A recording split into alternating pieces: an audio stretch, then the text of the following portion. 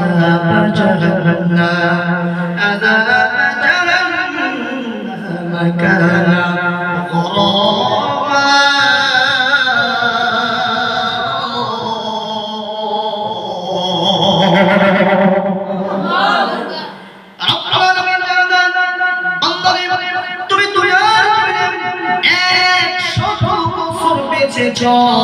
দুনিয়ায় যদি তোমাকে আমি 100 বছর হায়াতের জিন্দেগি দিয়েছি, তুমি 100 বছরের ভিতরে বান্দারে তুমি 99 বছর 99 বছর যদি 99 বছর 9 মাস 29 দিন পড়বে, মৃত্যুর একদিন পড়বে, তুমি যদি আমি রবের দরবারে যদি নিজেকে তওবা করে গুনাহ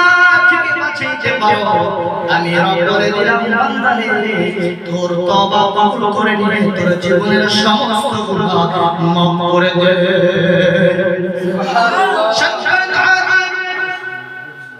কেমন তবে আপনাকে দুনিয়াতে ভালো কাজ করে জান্নাত দিবে, আর যে জান্নাত দিবে জান্নাত পাওয়ার জন্য আপনাকে আমাকে কি করা দরকার? কথা বলেন। এই কারণে যতই গুনাহ করো মালিকের দরবারে একবারে ফিরে এসো,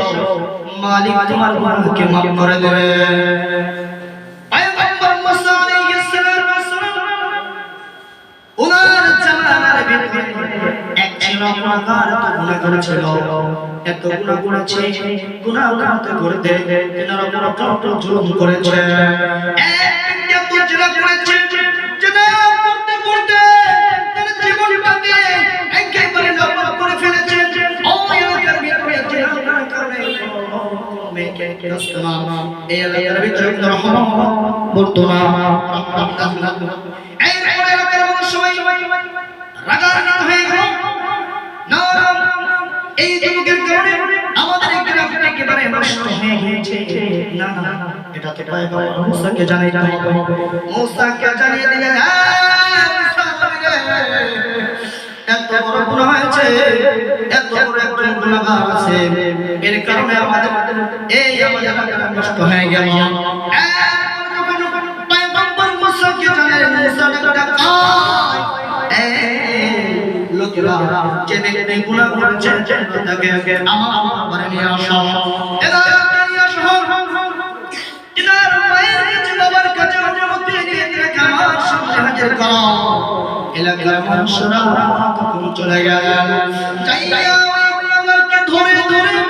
পয়গম্বর মুসার কাছে হাজির করলেন, মুসার কাছে হাজির করলেন। এরপরে মুসা মানুষেরা এলাকার মানুষ তাড়াতাড়ি বেঈমান ফরমানকে ধরে ধরে তাড়াতাড়ি জঙ্গলের ভিতরে ফেলানো, নিক্ষেপ করা হবে, ওকে গর্তে ফেলে দেন, এরপরে আপনি ফেলে দেন। এরপরে বেঈমানকে যখন গুনাহগারকে জঙ্গলের ভিতরে ফেলে দিলেন, এই ব্যক্তি ফানাদার করে ওই ব্যক্তি এমন ভাবে কান্না শুরু করে এত বড় জাজমায় কান্দে রে, কান্না করতে করতে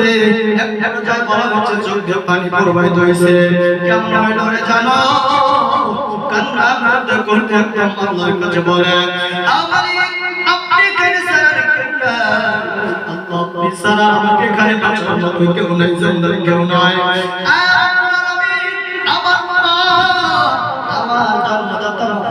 দেখে দিল আমার বাবা আমাকে বাড়ি থেকে তাড়িয়ে দিল,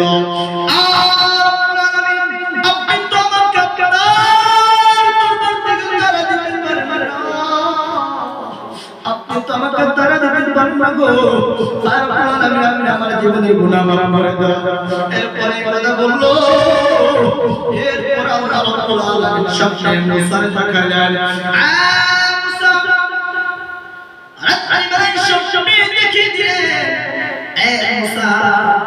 সকালবেলায় অমুক চন্দ্র তোমাকে জানাবে আমার একজন খাঁটি বান্দা আছে, এই বান্দা তোমার খাঁটি আমার ওই বান্দার জানাজাটা তুমি পড়ায়া দাও এরপরে মুসা সকালবেলা করে সকালবেলা উঠে যখন জঙ্গলের দিকে দাবিত হয়ে গেল জঙ্গলের দিকে গেল যাওয়ার পরে এরপরে জয়া দেখে যে গুনাহগার যে বেঈমান আমার এলাকার লোকদের নিয়ে জঙ্গলের ভিতরে আমি নিক্ষেপ করলাম আমি মুসা সমস্ত ভাই ফেরালাম রে আজকে দেখে আমার নাকি খাঁটি বান্দায়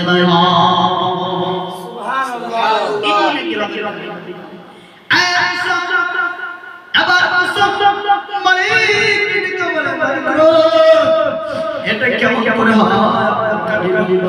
এত গুনাহগার করতে করতে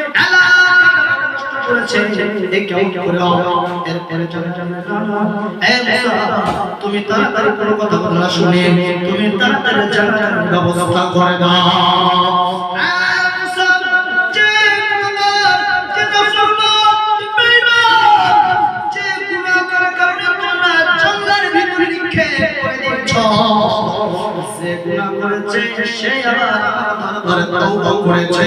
এই তওবার বদৌলতে আমি তেনার জীবনের সমস্ত গুনাহ মাফ করে দিয়া ইন্নাল্লাযীনা আমানু ওয়া আমিলুস সালিহাতি কানাত লাহুম জান্নাতুল ফিরদাউসি নুজুলা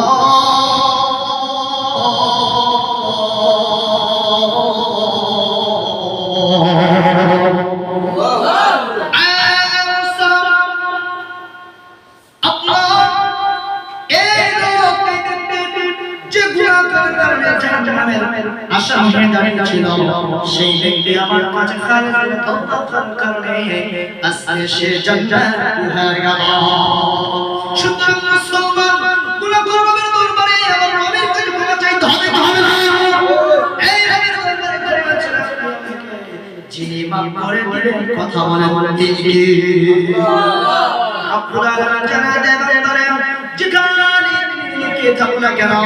যেখানে তুমি ফলাফল পালিয়ে যাও না কেন فأينما تولوا فثم وجه الله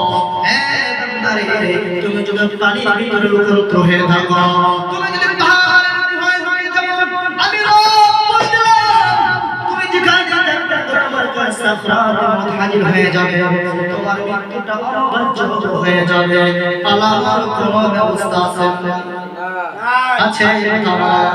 রব্বে কারীম জানা দেয় তুমি যেখানে যাও না তোমাকে বাঁচার কোনো ভয় নাই বাঁচার কোনো ভয় নাই এই জন্য আমাকে দুনিয়ার কাজ করতে হবে পাশে পাশে আমাকে আখিরাতের কামাই করা